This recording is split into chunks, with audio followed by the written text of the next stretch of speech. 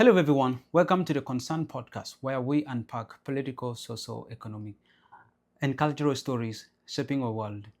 I am Emmanuel Taban. Now, the third edition of the Mundari Cultural Festival started this weekend on Friday, runs through Saturday, and is ending today on the 18th, Sunday of January 2026. And from the look of things, the pictures and videos spreading on social media and all platforms, it appears as if this is one of the greatest successful cultural festivals ever.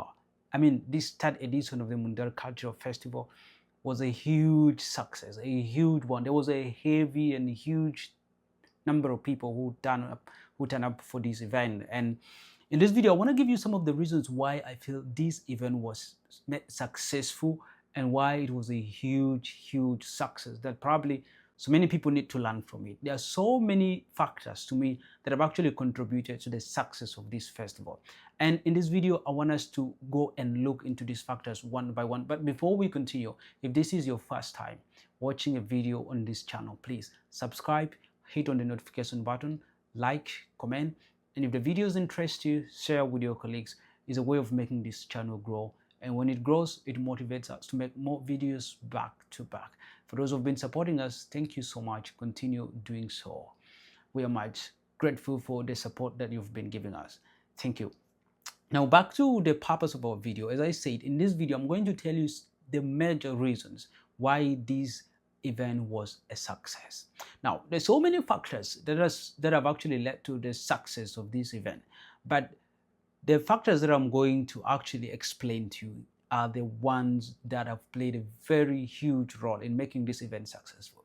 Now, let's start with number one. Factor number one. One of the important and most crucial factors that has led to the success of this festival is one, first of all, the organization team or the team that has actually organized the whole event. I mean, we have seen a team led by these prominent young individuals. One is Buse, and then this lady here. I mean, I don't know her name, but this is the lady that I've seen her pictures and circulating on social media. But these are the two individuals who've actually spearheaded this event and have actually led to a successful.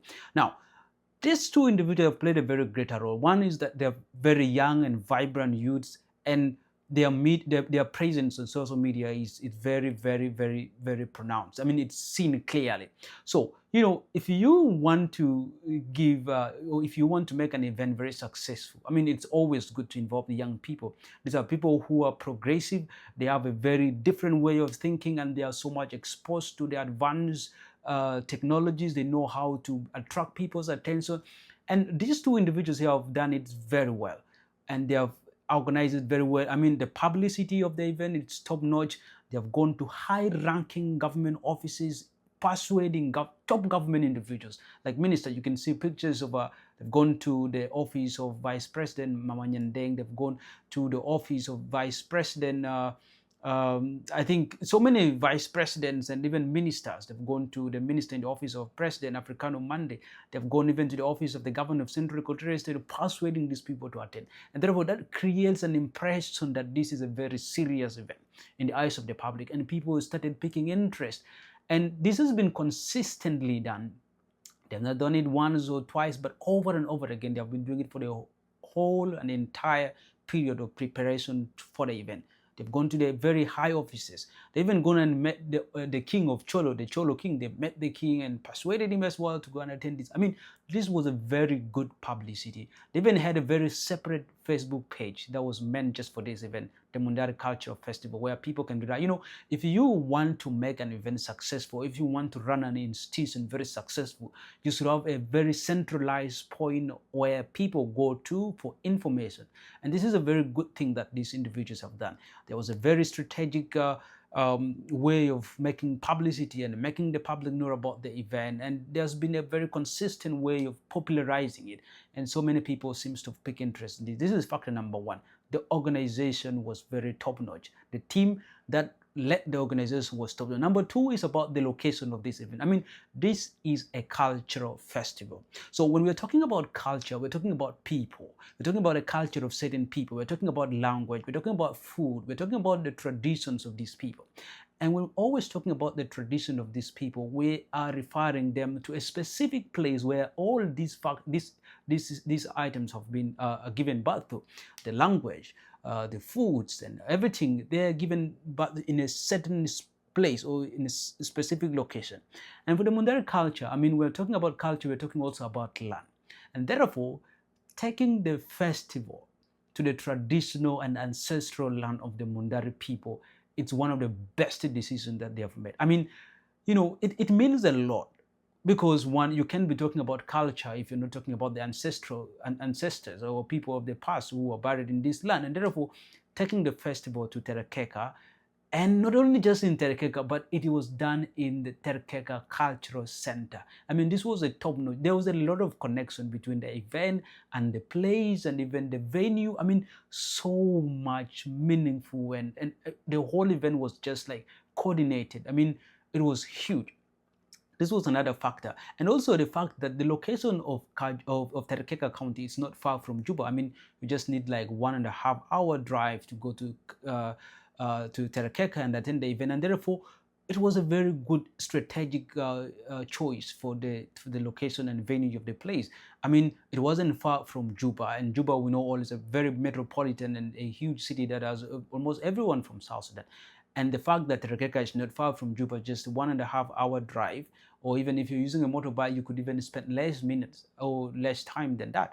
So the fact that the event was meant to be done in Terekeka was a very huge one. I mean, it connects the event to the people and to the land. And even for those who have never been to Terekeka, for the first time, they are able to see the land. They were able to go and see the cattle camps, how the Mundari people practice. I mean, this is a real organization of what we call a cultural festival. It's done in the ancestral land of that specific tribe. So this was a huge other factor that has made this event not only successful, but meaningful, that connect with the people. This is another factor. But also the choice of the dates where this event was conducted was very smart move and strategic. The event was done on weekends. I mean, on Friday, Saturday, Sunday. These are days where many people, I mean, they are off work. On even those working in top government and NGOs work on Fridays mainly, they leave work at midday, and therefore they had the time to prepare and go and attend this event. The fact that it's not far from Juba, and they even explained the reason why top government officials were able to attend this, likes of Adud Sarbakir Mayadin, Emmanuel Adil, the governor of Central Equatorial State, Mama Nyandeng, and other top ministers were able to go, because those days they were actually not in their offices. These are weekends, they were able to go and attend this. I mean, the days for the event were elsewhere when planned. And even the fact that the event was done in January, it reminds us that people still have the hangover of festival. They still have these festival swags and moods, and therefore it's just like one of the days, just like Christmas and New Year, and again the festival. I mean, it's a huge strategic selection. So these factors alone contributed so much to the success of this day, and made the day just meaningful and perfect. I mean, there was huge, and also that there was only one attire that was used. I mean, so many people had the same way of I mean, the attire that was used in the whole event, that I don't know how it is called, but you can easily see that this is connected to the Mundari people, and everyone was putting on it. I mean, just make the event so colorful and huge and just a success. And the fact that this event was organized by young people and have actually brought in different people, I mean, all South Sudanese from all tribes and states, was a very huge success and a lesson to the political class.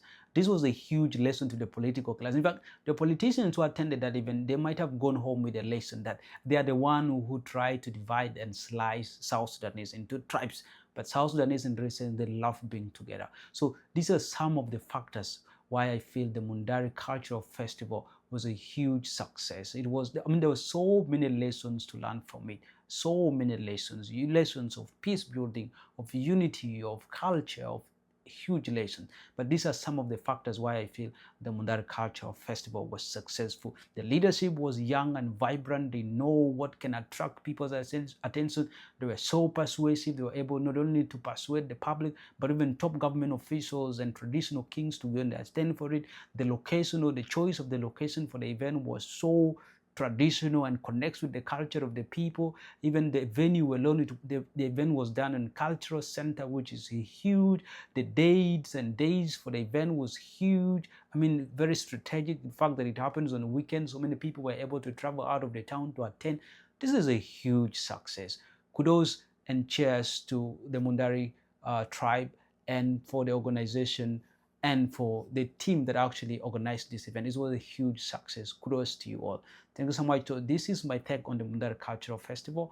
Thank you so much. Until next time, I'm Emmanuel Taban, and this is the Concerned Podcast. You can tell us as well on the comment section what you think about this event, if it was a huge success or what you feel is a huge success on this day. Thank you so much. But before we conclude this episode, I will leave you with the arts of the day. Before we close today's episode, here's a quick message from our sponsor, Wani.co. If you've been planning to build a website, but the cost has been holding you back, Wani.co makes it affordable and stress-free this time around. Whether you are an individual, a non-profit organization, or a business, Wani.co designs professional websites starting from as cheap as $250. Individuals can actually launch with a starter website of up to 7 pages and a free email, or choose an advanced option with unlimited pages, a professional portfolio, and branding support. For non-profit organizations, they can select flexible packages from basic websites to premium solutions with e-commerce features and ongoing support. And for business companies, One.co delivers company-ready website with hosting, staff training, and multi-link options and online stores. And the best part of it is actually that you can build your dream website within your budget. Wani.co is an affordable, accessible, and professional partner. And to get started, you can actually visit Wani.co or email them at info@wani.co, or you can get in touch with them through their WhatsApp number at +1 226 504 3322. Wani.co, proudly affiliated with Jobs to Apply. And if you're wondering of what I'm talking about, here are some samples of website created by Wani.co. You can see them right here.